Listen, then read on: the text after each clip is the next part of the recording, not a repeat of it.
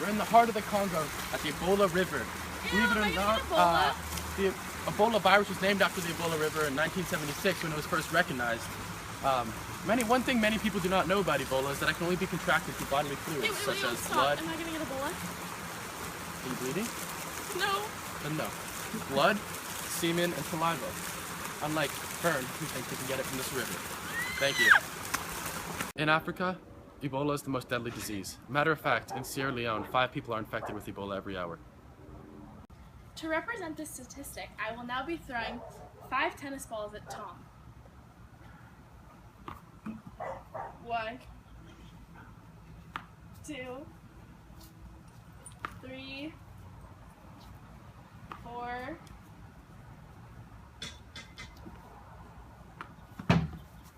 Today I'll be interviewing a couple whose son, Caleb, is currently living with Ebola. Stay tuned to watch this episode on how each parent reacts to this situation. Fernando, would you mind if I asked you a few questions about your son, Caleb, who is currently living with Ebola? Yes, of course. What is it like having a child who's currently living with Ebola?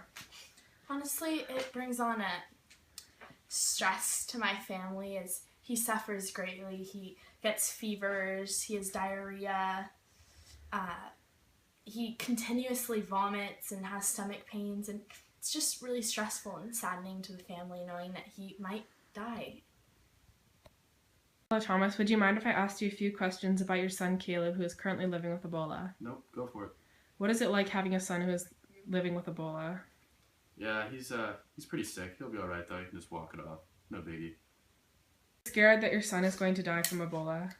70% of people with Ebola die, so my son's probably gonna die. Scared that your son is going to die from Ebola? Nah, he is and always has been a trooper. If he's anything like his old pop, he'll make it through. How do you think your son got Ebola?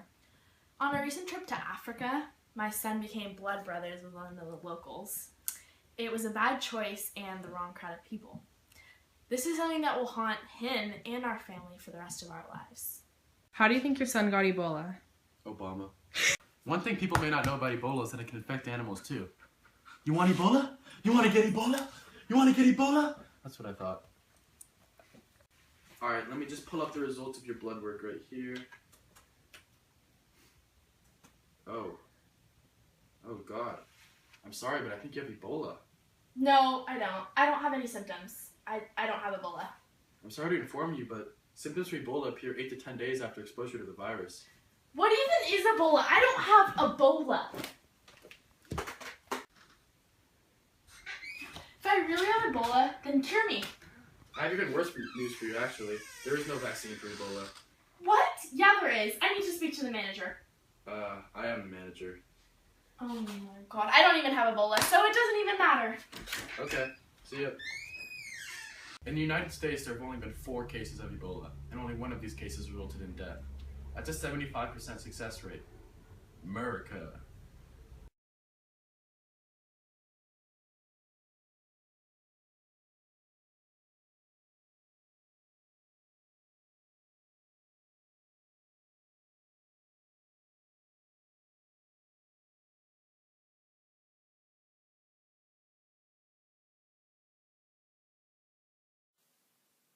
An e-cigarette could look like a real cigarette.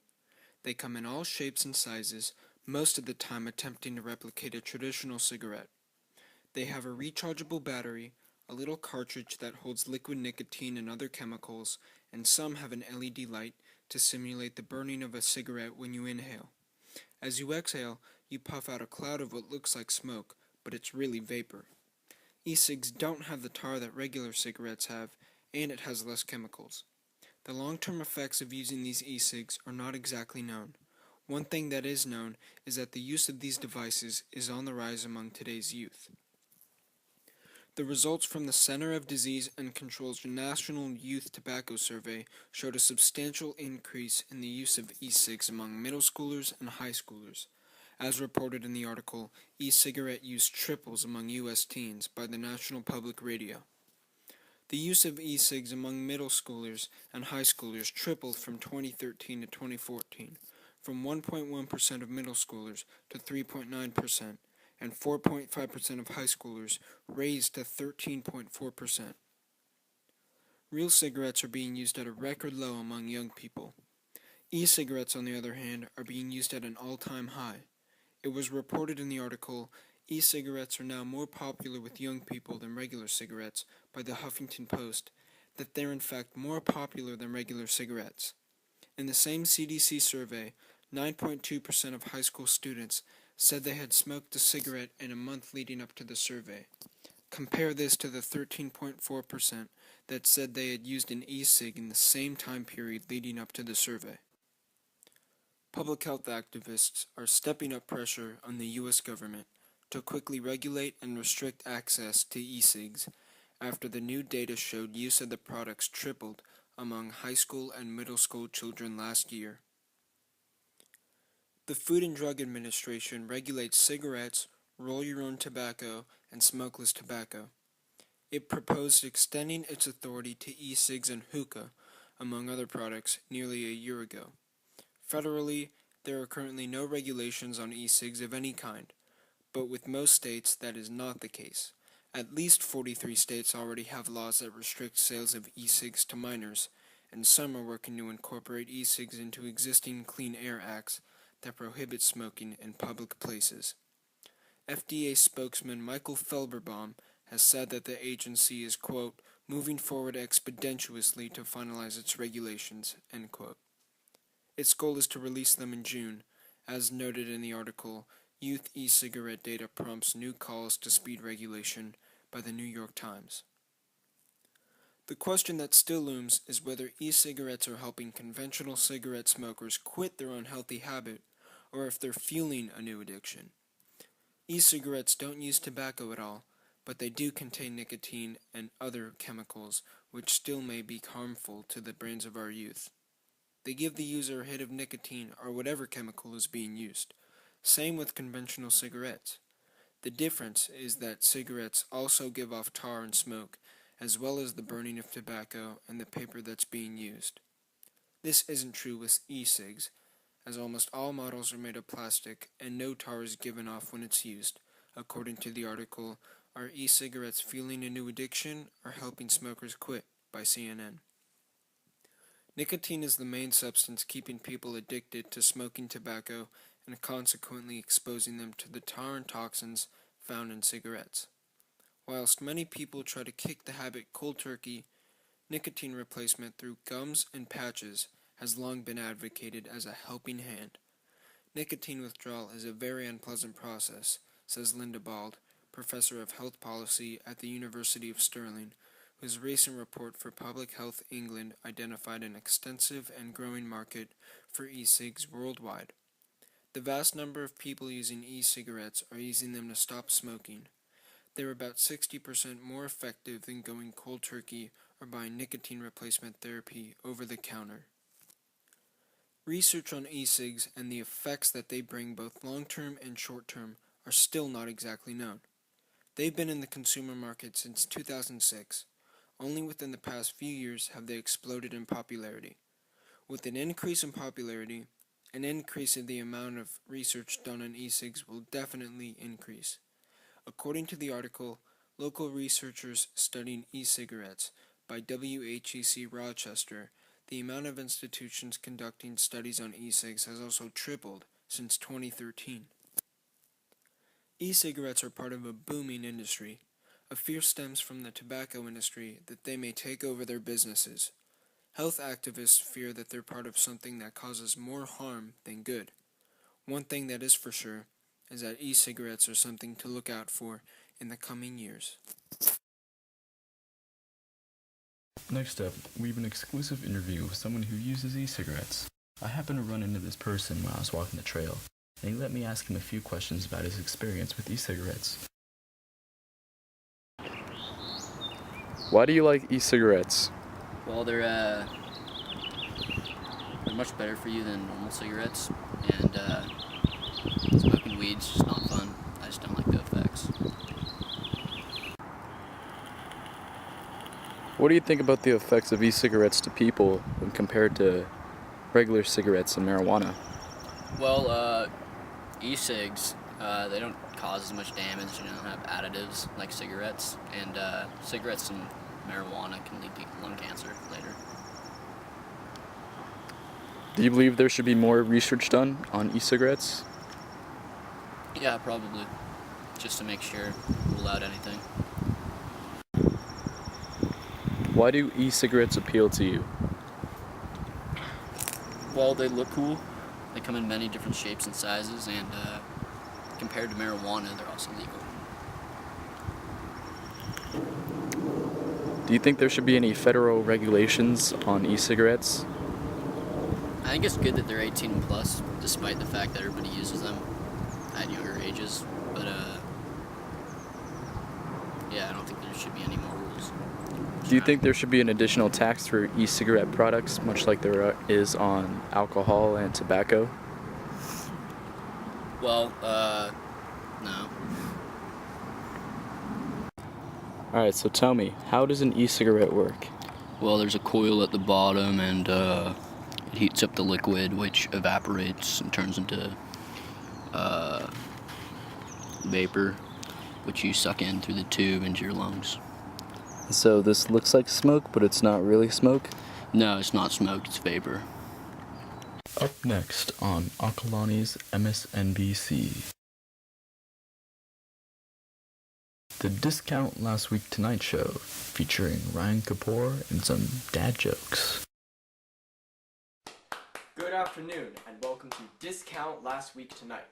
I am your host, Ryan Kapoor, and tonight we will be covering stem cells and GMO, a topic that can raise discussion anywhere from forced abortion and inferior races to your morning breakfast. GMO controversies have gone back and forth with arguments for and against, but by far the most ridiculous arguments have been made up by Alex Jones, who believes he has proof that because GMO products and seed vaults in the Arctic or wherever they are, that because both of those things exist, that the world governments are planning to sterilize the population for the purpose of eugenics. That is literally how the train of thought worked. Because there are seed vaults and because GMO products coexist, the government is therefore going to sterilize you for the purpose of eugenics and build a world police state. So, stem cells and GMO. Right about now, you may be thinking that this is going to be a very dark show, and you're absolutely correct. Stem cells and GMO are not a really happy subject, so we had to get our hands dirty to come up with some of these really bad jokes. People everywhere have raised loud arguments about the possibility that governments could clone people to make an army, but that is about as likely as Mel Gibson ever acting in another major Hollywood film. Although, to be fair, in an article from the New York Times, it was revealed that a group of Chinese scientists did make genetic changes to a human embryo, but the purpose was not to create a human baby, mainly because the embryos in question either died or became genetic mosaics that looked something like a Picasso painting. And while genetic splicing might scare some people and set off the alarm bells for bioethicists, it has been happening naturally over the course of human evolution. In March, The Economist magazine reported on the findings of a pair of researchers at Cambridge University, where they have concluded that about 145 human genes in our genome have actually come from other species themselves. Nothing says, fun fact, like learning you might be functional because of the DNA of a mushroom. Stem cell research is a branch of science that, while highly controversial, is an unexplored region of biology that could open the doors to cures for types of cancer like leukemia, and could cure bubble boy disease. The Telegraph in the UK reported that stem cell therapy gave vision back to the blind and also gave the ability to walk back to people in Britain, where more than 100,000 people have multiple sclerosis, a disease that could be cured with stem cell research. In Canada, from an article in the Vancouver Sun, it was also reported that stem cell therapy could be used to cure type 2 diabetes. Now, obviously, all of these are good things unless you want people to die. Why is this research so controversial? First, there's a lot of misconceptions about stem cells and where they come from. Stem cells are separated into two groups, adult and embryonic cells. Embryonic stem cells are the most controversial. This is where you might hear that these stem cells are coming from dead fetuses from abortions. And there is nothing like abortions to get certain people all worked up. Cough, Fox News, cough. But this is not true about embryonic stem cells. As in their name, they come from embryos, and they come from people willingly donating them. Even better is that the embryo, after the stem cells are taken out of the embryo can regrow those stem cells and be a fully functional and working embryo. One problem with embryonic stem cell research, though, is that they can change into an unintended cell after put into the body. For example, stem cell injects into the brain could become a reproductive cell. Although, if this was done to a male, no one could ever accuse him of not thinking with his head again. With stem cells, doctors and researchers could grow any type of tissue in the body. So the sentence, "Last Christmas I gave you my heart, stem cell research scores again," could actually be a thing. Go Dons!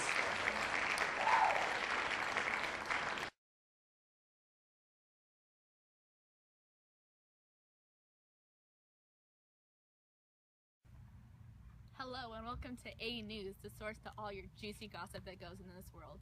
Today we're going to look into a topic of stem cells, but first, let's get a joke in. How do stem cells communicate with each other? By using cell phones. It's a real knee slapper. Okay, but let's get back on track. As you may or may not know, the movie Stem Cells, the movie, just came out, as well as the awesome soundtrack, including Last Christmas I Gave You My Heart, literally. Plus, Peter Holmes from Waffle Wednesdays has its own dope song featured. We managed to get a private viewing for our viewers, so I hope you enjoy it so we can celebrate together. Now showing.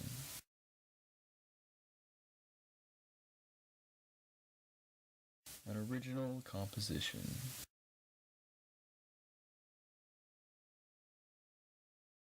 Written and performed by Peter Holmes of Waffle Wednesdays.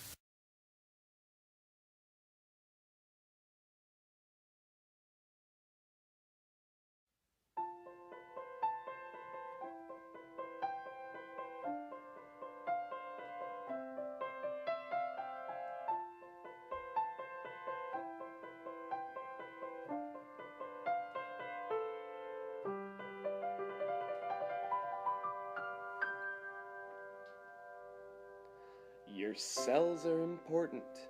They're fine-tuned machines, each with a specific function. But before they turned into your guts and your teeth, they had to start out as something. There are seeds before there are flowers. There are boys before there are men. And each of those 3 trillion pieces of you, before they were cells, they were stems.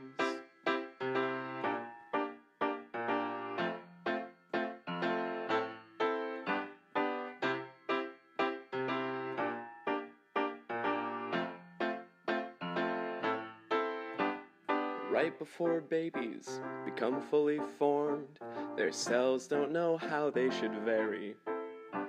It's hard to know which are the bones or the eyes when you're still the size of a cherry. Embryonic stem cells can be anything they want. They can specialize for any type of work. This is incredibly useful for doctors unless you're scared off by the Catholic Church. Adults have stem cells inside their bones, intestines, and memory glands. These 2 are useful, though not quite as much, since their function's already been planned. Putting healthy stem cells in sick patients has led to some of the most miraculous treatments we've found. This research could cure any number of diseases if the government doesn't shut it down.